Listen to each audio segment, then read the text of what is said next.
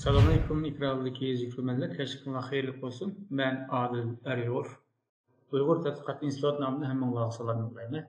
Tarihte institutumuzun müdürü şundakla Hacettepe Üniversitesi Edebiyat Fakültesi Tarih Bilimi Hukukçusu Doçent Doktor Erkin Ekrem Muallim bilen ötküzüp Halkara Vaziyet ve Gün Tertip namlı programımızdaki yeni bölümü huzurunuzda buldu. Erkin Muallim, hoş geldiniz. Hoş bulduk, rahmet. Biz bugün programımızda bu Xitay'daki Şarkı Türkistan yolu koyuvatkan yerlerini ütünütürüş ve yerlerini vakaleten başvuruş siyaseti üstüde mülazirlikler işleşimiz.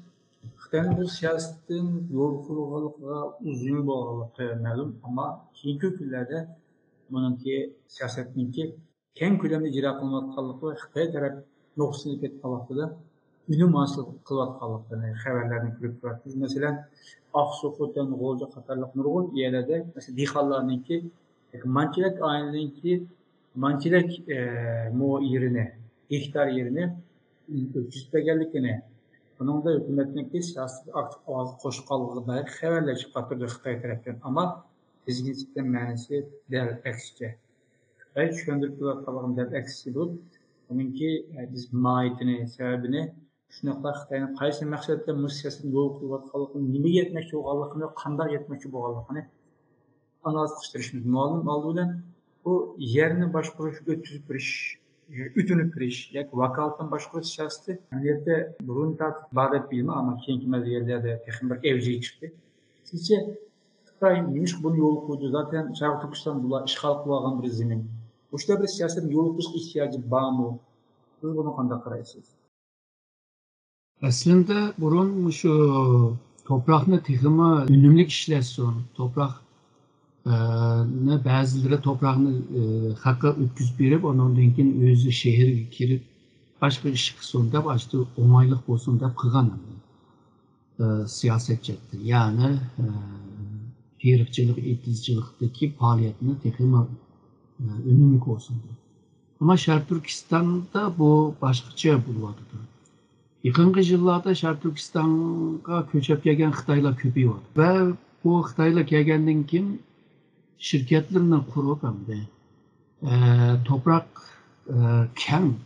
keng ko'lamdagi toprakqa ehtiyoji bor. Chunki hozir bu misolga shu bug'doy tergan vaqtida bir shaxsning, bir oilaning bug'doy tergan yeri ozroq bu misolga deyli 10 mudek yer bo'lsa Maş şirket, şu netçi aile yani 30-40 ailenin ki bütün topraklarını öküzüyle şununla maşin bile yani traktörü bile, kambanyin bile haydaşta asan toktaydı. Hem de doğru çaşkan çağdıma asan toktaydı. Bu yegice normal hem de. Ama Şarkı Türkistan'da hazır hükümet idarları, yezdeki hükümetler Muşu dixanlarını zorlavadı. Muşu tudi ucandaydı, tudi toğan, onun için tudi rubu deydiğen hım isimler var. Bu hemsinin ki manası şu kolondaki toprakını başkasına ötküzme. Bunu zorlavadı. Çünkü deydi sen bunlar terörçülük kısan yılda aran 10 milyon tapkan bolsan, ma toprağını ötküzversen 15 milyon verirdi sana deydi. Şununla bu kurulgan şirketler bu Uygurların koludaki topraklarını birden koluga düşürüp ondan keyin misalga bu toprakni haydab işiltip ondan keyin manchilik pul tapdık deb o pulninki biri Xitoycha funxun deydi bu azroq bir manfaatmi berdi dixonga bu yillik sanqı tekkan bir mukofotdi. Dixonlar tabii bu o'tkazbergandan keyin bir rahatlık buldu ama bunun kim bu dixanınki işi yok. Bu hemmeden ticaret kısa hemmeden pul tapıdı degan gap yok.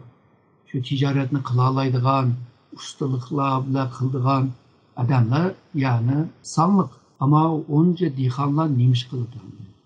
Bunun dikin toprağını ötküzvetkenden keyin hıl bana bile bu toprağını ötküzülüp ötküzüp algan müddetini uzutup yoki hıl bana bile toprağını qaytırıp vermey ajna kıldıgan ahvallar var.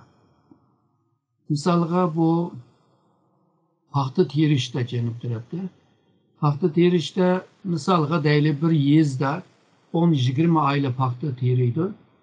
Ama bularınki paxta nime itizi ayrı ayrı, küçük küçük. Ama Xitayla gelip bir şirketin namında yaki özününki kooperatif namında bu 10-20 ailenin hemmesininki toprağını ötküzüp alırdı. Şununla bu urug tegende, bununla sulama kılganda, bunu jıkkanda hem de onay bulmaydı mı? Bir onaylık yaratıldı. Çünkü maşin bile iş kıldırgan bulgan için. Hem de bu paxtını her Türkistan'ın her yerde terimlerde, binkanlımı terimlerde avadıdı. Bu paxta degen bu bitki, yani bu ösüm, muşu toprağını bozuk buldu. Şununla bu her yılda təgili olmaydı, toprağını demiliş lazım hem de toprakçı. Ama onunla karmay bu ötküzü olan toprak olan için xalaganca ve toprağını ölgece işiltip başına kıldıran ahvallar var. Keyin dixanga qaytırıp bəsime çölleşken bir toprağını kolgu bəgen bulur, değil mi düşün? Oğlum bu hem de bu Xitay siyasetinin emniyet maqsadından başka işgallikini dep ötken bunun qanday nurgun ta'sirleri var. Psixik jihatdan, siyasi jihatdan, iqtisodiy jihatdan, nüfus qurulması jihatdan, psixiklik jihatdagi vaqtida bu dehqonlarninki zaten biz Şarkı Türkistan do'stimiz bilan yillarcha bizniki shaxsga zaminni qo'ldan berib qo'ydi Xitoylar. Besavotlik. Ama şahıs do'stimiz bilan bizga taalluqli uyimiz bor, yerimiz bor, bizga taalluq. Ama bu kadar bu Xitoylar bunu mu Uygurlarga ega olan muşun bir mahrum kaldığı için yani mecbur bir şekilde koldaki yerlerini tatbilip Xitoylar o'tkazib beradi. Hatta şirketke Xitoylarni mecburi emgak ishlatadi. Psixiklik jihatidagi vaqtida biz dehqonlarniki bu yer bilan tarixi bilishib ketgan, kechmishi bilishib ketgan, azob uqubatlari, kulgulari, qisqasi dehqonlarning hayoti bilan zemin bilishib ketgan bir ahvol bor. Yani dehqonlar bu ig'dorchilik huquqidan iborat bir psixiklik ehtiyojini qanday keldi bu zeminga yoki yetirish orqali. Çünkü dehqon demek yer demek, yer demek dehqon demek. İkisi bir çembersiz bağlanıp ketgan. Çünkü hakkında bu insanın ma'lum bir yerga taalluq qilish yoki ig'dorchilik qilish bir psixiklik ehtiyoj bo'ldi. Xitoy hukumati buni mi dehqonlarning qo'lidan tortib olsa, Xitoylar ma'naviy jihatdami yalang'ochlik qoldi degan gap. Xuddi Qashqarninki yoki bizning vatandagi bu an'anaviy uylarni Xitoylar buzib, uning o'rniga zamoniy binoni silib, xuddi Uyg'urlarni qo'ldirib turganga o'xshash, o'qitilma bu yana tortilish orqali dehqonlarning yerga bo'lgan bu taalluq va ig'dorchilik endidan iborat bu bağlanış tuyg'usini mahrum qiladi. Bu ishning psixiklik tarafi. Çünkü dehqonning kimligi mush yerdan chambarchas bog'lanib ketgan. Kimlik nuqul bir ma'naviy bir narsa emas. Yani maddi ma'naviy birlashgan vaqtida bir kimlik huquq shakli bo'ladi. Gerçi bizim siyasi jihatdan kimligimiz yo'qotib qo'ygan bilan, ama ma'naviy jihatdan bu etnik jihatdan, kültürel medeniyet jihatdan kimligimiz bor. Ama bundan mahrum qoladi. Ishdan keyin bunda bir beyimiy tarafim bor. Bundan boshqa bu mecbur emgak orqali Uyg'urlarni yoki Sharq Turkistonni qo'llashtirish siyosatini belgilab turadi, zamoniy qo'llashtirish.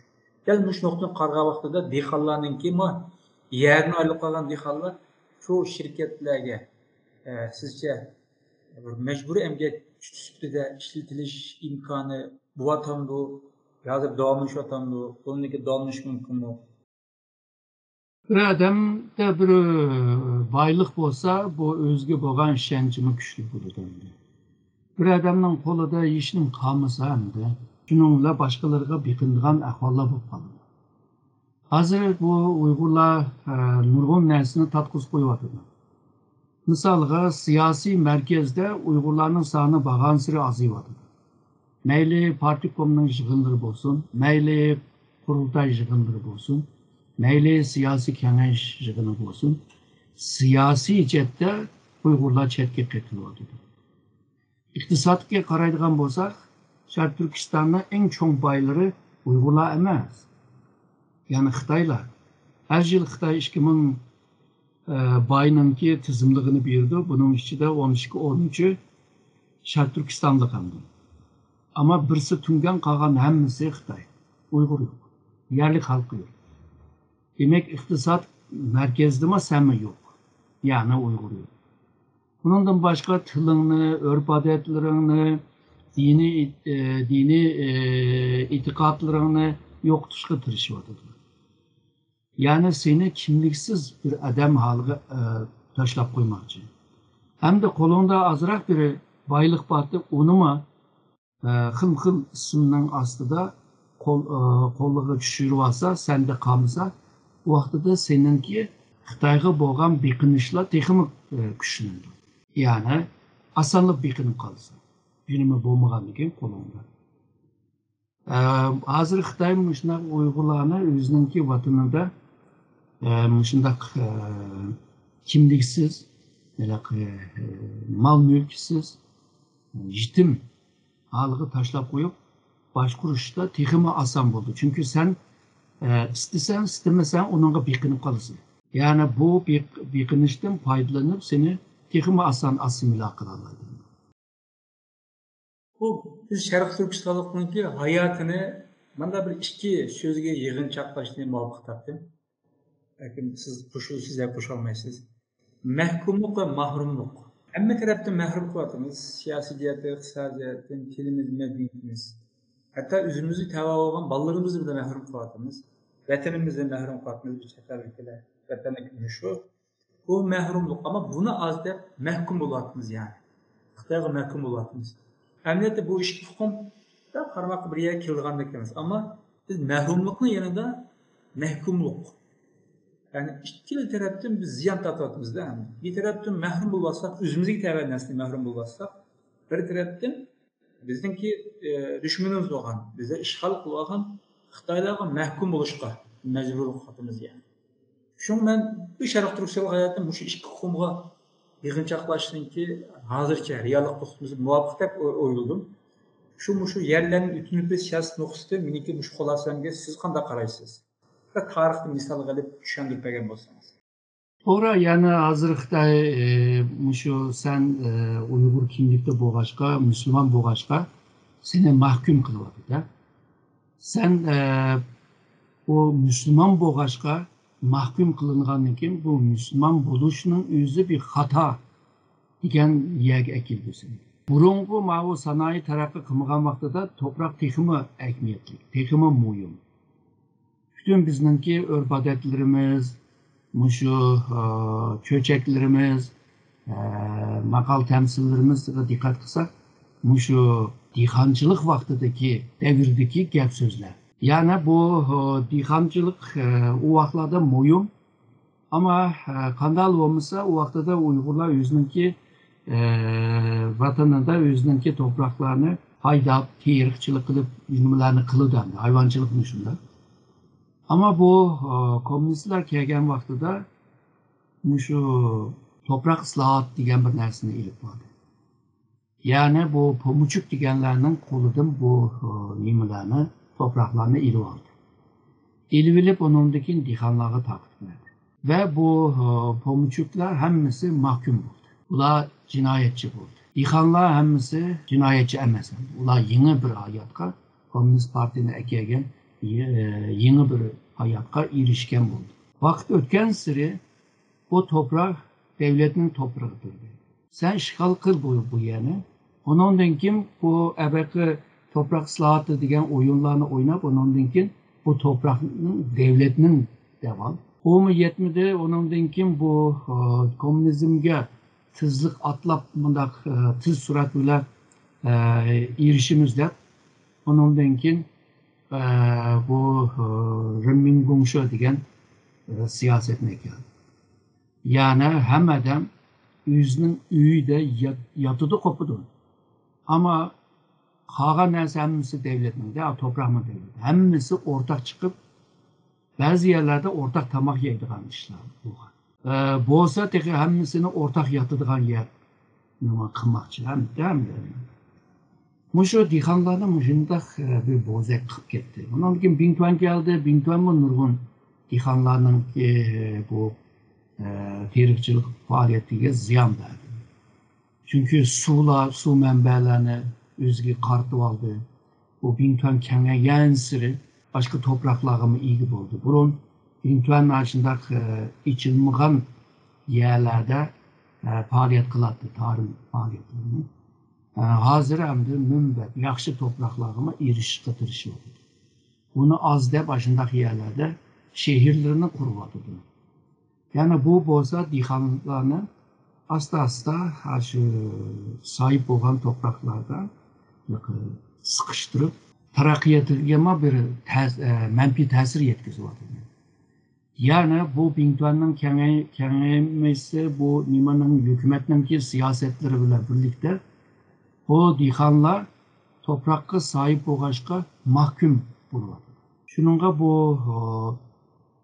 bir naqshi bor, toprak joyni satmanglama, toprak satmanglama deydigan bir naqshi bor. Toprakni ketkizib qo'ygandan keyin hamda qo'lingda hech nima qolmaydi. Sen tabiiy bir ahvolda mahkum bo'lib qolasan-da shu. Malum şu antropologlarning bunda bir tadqiqoti bor.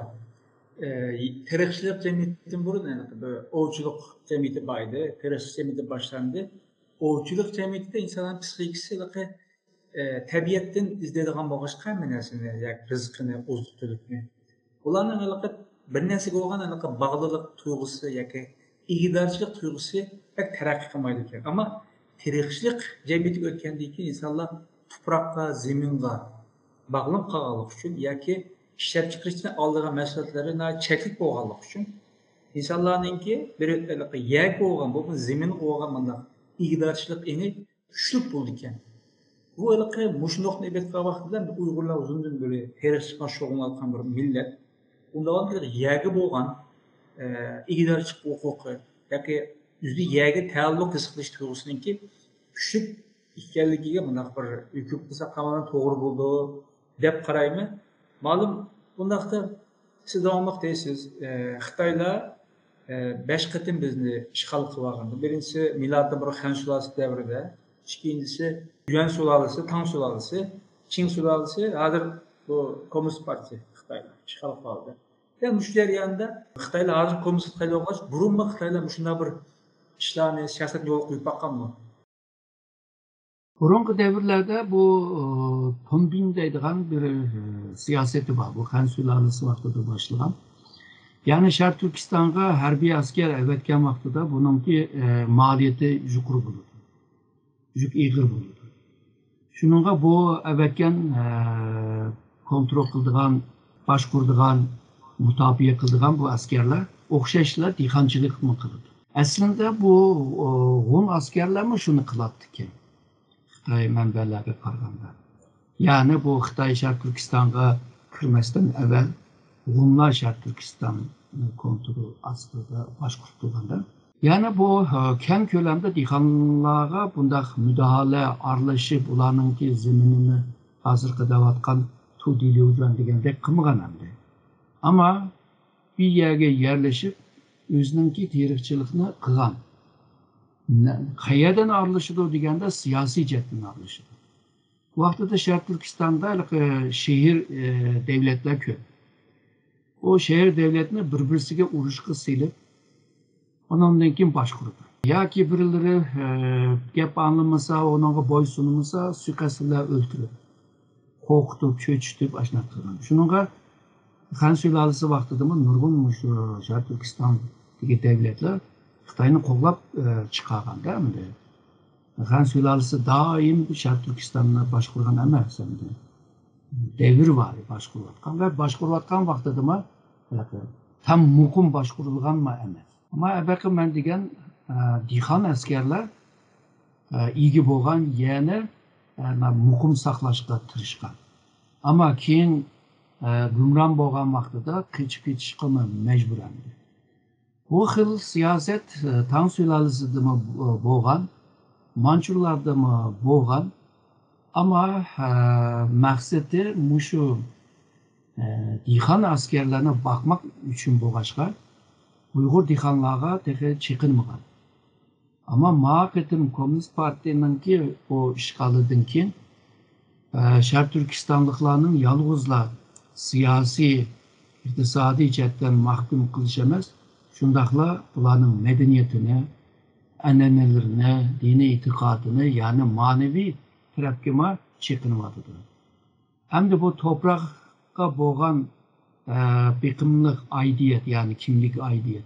Bunu mu eğer de mahkum kılıverse, yani topraksız qalğan kim size verdiğim psikoloji cihette bir mahkum halkı düşüp kalsa hiç nim kalmadı degan gibi. Şununla bu müstemlike aslında kalgan halk ya iktisat cihette kırış bakıdı ya ki okup şu avukat şu avukatlık deyimiz, doktorluk deyimiz, şunun da cık olurdu. Biz şu bizim siyaseti aslında ayrımcılık bir siyaseti boğan yerde ebek ahvalını görəməyimiz. Yani bu misalga Tayvan'da mı şunda? Tayvan Gomin'den başvuruvatkan vaxtıda Tayvanlıqlarını, özünü Tayvanlıq deydiğanlarını aslında bizim aslında tutup tuğan. Ula hem de can bekişi için tırışıp okuş. Yani köperek doktor buldu, köperek avukat buldu. Ya ki aşı dihancılık ve bilikçilikini düşürüp can bakıdığan ama bilikçilikte ve dihancılıkta mı sana bekçik imkan yani tatiliş cette sana karşı çıkarlar. Ama Şərq Türkistanlıkla hazır o mu yok değil mi? Hazır okuştaydıysan Xitay aşı işkirden Xitay okugan Xitaylarını köplep ekivatıdır.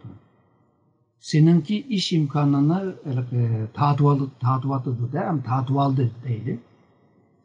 İş imkanların bulmayıvatıdır. Ya bu Şərq Türkistan'da işsizlik var. Bunu hemmisini aşı şikir kapraylıda yaşlarını şikir kaptırıvatıdır. Şərq Türkistan'da iş imkanı tekversen Şərq Türkistanlıkla bir yerde iş kısı bulmamdır. Hazır olma imkanlar azıyvatıdır değil mi? Mahkum buluvatıdır. Yani bu tırışık terikçilik obularını kılaylı ise hazır bazı dihanlar belki toprağına özününki isteyen şekilde belgendi ama bazı dihanlar mecbur kılıvatıdır. Nurgun haberlerini görüvatıdır.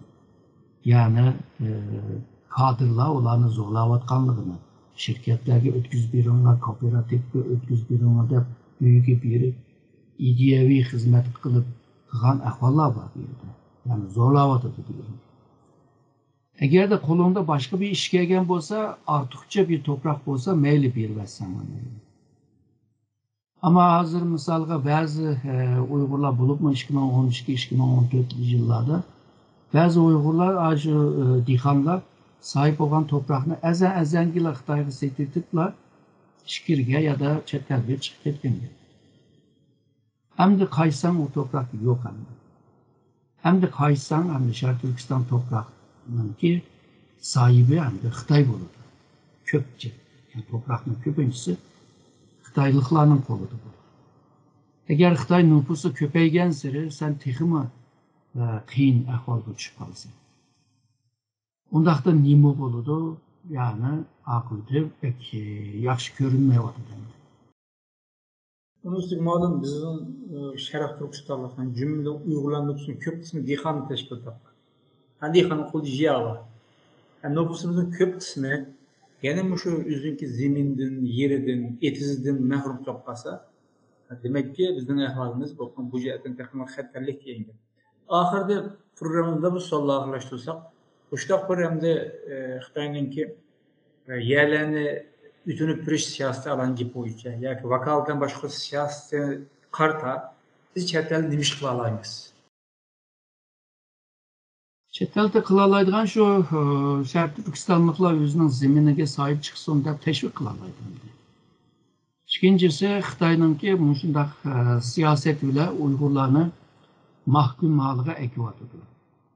Hep Xitayga bilsin bir şeydir. Halkıradan hissatçılık kolu düşürüşü tırışmak lazım ama halkıra degen vaxtıda halkıra vaziyet degen bir nersi var. Bu vaziyet eğer de sana muvafık bir vaziyat bo'lmasa, xalqaro masalga ega chiqmaydi.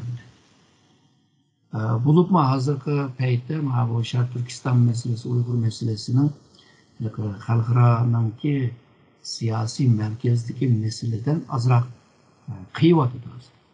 Yani merkezden icraatlaşıyordu. Fırsatlar kelip git vardı. Bunda bir payda hem de xalqarada kamçilik kollaşını kolga düşürüp bağlı buludu. Bundan kim bu Xitay'nın ki naide kattığı teşvikatlarını kılıyordu. Çet elliklerini ekilip Türkistan'da ekskursiya kılıyordu. Müslüman devletinin adamlarını ekilip ekskursiya kılıyordu. Ularını gapga silıyordu. Ular Şarkı Türkistan'da qanday isli bo'lganini, Uyg'urlar qanday isli yaşayotganini. To'g'ri, Uyg'urlarning ichidami az sondagi odamlar bor yaxshi yashayotgan. Ama o butunlay abaqi degan %70 dehqonlar bilan selishtirib bo'lmaydi. Nini namratlik yerlar bor, nini shu necha avlod shunda kambag'al yashagan dehqonlar bor. Xitoyninki tashviqot, ya'ni bu nim bo'pti, ya'ni o'zi terimigandan keyin o'tkazbaysa bo'ldi. Terisimi jiq pul topamagandan keyin o'tkazbaysa dega onundan chiqaroq topadigan deb mandat tushuntirgan vaqtida xalqaro mandaydi bu to'g'ri kelgan. Tushunish mumkin yani. Shunga bu ishda biroz qiyinchilik bor. Bizning Sharq Turkistonninki ahvoli biroz afzal, yani o'xshamaydi boshqa davlatlarga, boshqa demokrasiya va erkin dunyoga o'xshamaydigan bir yer. Chunki bu rayon Xitoyning rayoni emas. Nurg'un davlatlar Xitoyninki rayoni deb o'ylaydi. Bu yer ishg'ol qilingan bir rayon, ishg'ol qilishni oz deb bu yerdagi xalqlarni ezib so'ndiryotdi. Avay degandek siyosiy, iqtisodiy, urf-odat, ma'rif her sahada hem de maddi manevi her sahada seni izlıyordu, sömürüyordu. Yani seni yok kılışkı tırışıyordu. Artık gün Uygurlar hemisi yokap ketkendiğin keyin xalqaro kopup Uygur'unu kutkuzaylı dese hem de bu qanday iş oldu. Şununla bu chet eldeki faaliyetçiler Sharq Turkiston xalqiningki haqliq hukuklarını qo'g'dashga chiqarib tirishmak lazım. Yalnızla özününki teşkilat menfaatleri, şahsi menfaatleri emas, aşırı izleyatkan 100 milyon Uygurlarınki hakkını qo'g'dash için tirishmak lazım deyman. Xitoy bilan ishg'ol qilganda böyle odatda gapda ko'rangimni zaten biz kunab anglab kunab ketib qilgan bilan amaliyotda Xitoyning bizga qaratgan barliq siyosatiniki chegida Xitoyning ashulaqa mustamlikachi ideyasini bog'lig'ini davomli ta'kidlash shu yotadi. Meyli ma'rif, iqtisod, hozirgidek siyosat, meyli til, hammasida Xitoyninki mustamlikachi ideyasini aks ettiradigan siyosatning ifodalarini hamma yerda ko'ralaymiz. Bunu siz devamlı gap sözünüzde, analizlerinizde, onu yazan makalelerinizde bizlik münasebetli. Kitaplarınızda, liseyen sözler kıvatırsınız. Bunu düşünmek pek tez emes emniyet şu. Muşunu biz Ankara'lıqan təqdirdə Xitay'nın siyasetini məlumatiyetini cıq biləmsək mi, ama anlayatınları düşünüyoruz da olayım. Hatta biz mi? Aş Xitay'la oxşaş manoqsun da batmadı. Xitay'nın bir işğaliyet işgəli unutup qalmağın asasında erkek kılalsa, siz deyəndə gap sözümüz, iş şərkətimiz, mevqayimiz, meydanımız, yoki nimaning da'vo ekanligini nəhayət aniq ro'shab bo'lib ketganlikda kallamizda. Menki shuni bir mas'ulamikin deb o'ylayman bizningga. Aniq bo'lib ketmagan bir ishlar shu. Shuni sizning shu strategik planingizni yuzida deb qanday qilsak Xitoyning shu mustamlikachi zihniyatini biz aks ettirib turamiz. Aşağı aparalaymiz deganni davomli ta'kidlaysiz. Shuni bizningki hamda bu program qilishning maqsadi mamlakat Xitoyning mushu zihniyatni, ideyasini, tushunchisini, siyosiy an'anasini yuritib berishdan iborat. Ma'lum sizga ko'p rahmat. Men rahmat aytaman.